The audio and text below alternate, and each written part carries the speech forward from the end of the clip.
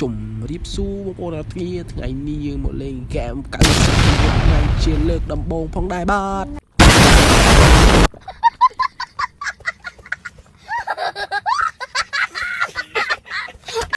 បងយើងគ្មានធ្វើការអីទេបាទយើងមកកាប់ឈើមកដែរ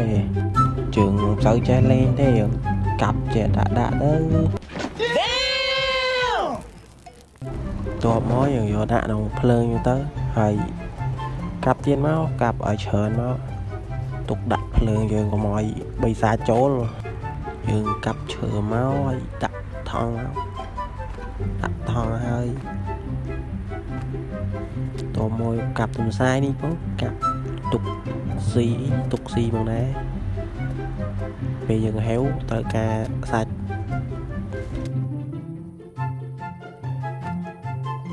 ហើយកន្លែងនេះយើងត្រូវការយកសាច់យកទៅដុតផងដែរវាឆ្អិនមកឆាន់អត់កើតទេមកដល់កន្លែងនេះបងប្អូនជួយចុច Subscribe ចុចសញ្ញាកណ្ដឹងចុច Like ឲ្យម្នាក់មួយផងដែរបាទដើម្បីឲ្យខ្ញុំបានមានកម្លាំងចិត្តធ្វើវីដេអូបន្តទៀតបើវីដេអូនេះមានអ្នកមើលច្រើនខ្ញុំនឹងធ្វើវីដេអូផាត់ពីឲ្យបងប្អូនទាំងអស់គ្នាមើលទៀត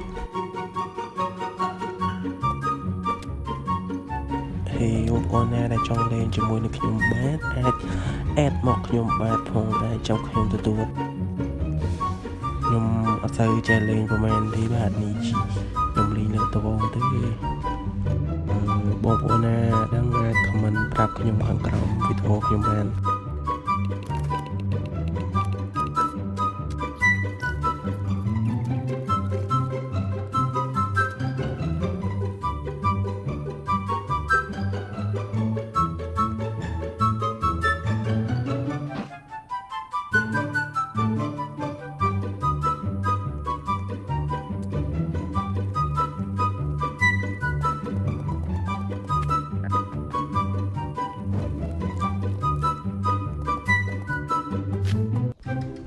កន្លែងនេះយើងត្រូវការទៅរកកំណត់ផងដែរមានរង្វាន់ជាច្រើនហើយយើងត្រូវរកបានហើយមានអីយើងយកសាំងហើយយកដុតទៅយើងយកទៅដុតវាបានច្រើនដើម្បីឲ្យវាបន្តឆេះបើអាហ្នឹងយើងអត់ដុតទេបីសាច់វានឹងចូលមកយើងមើលតែកន្លែងភ្លើងនេះទៅបាទចិត្តអស់ហើយយើងទៅយកអីកាប់អីទៅ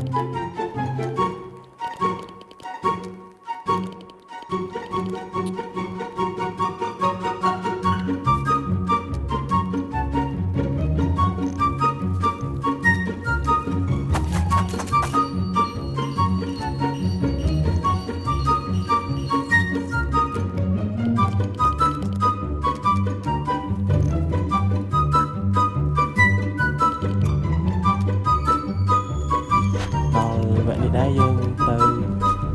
chui comment trong này đăng chui mày tê cho hạt tự tự tao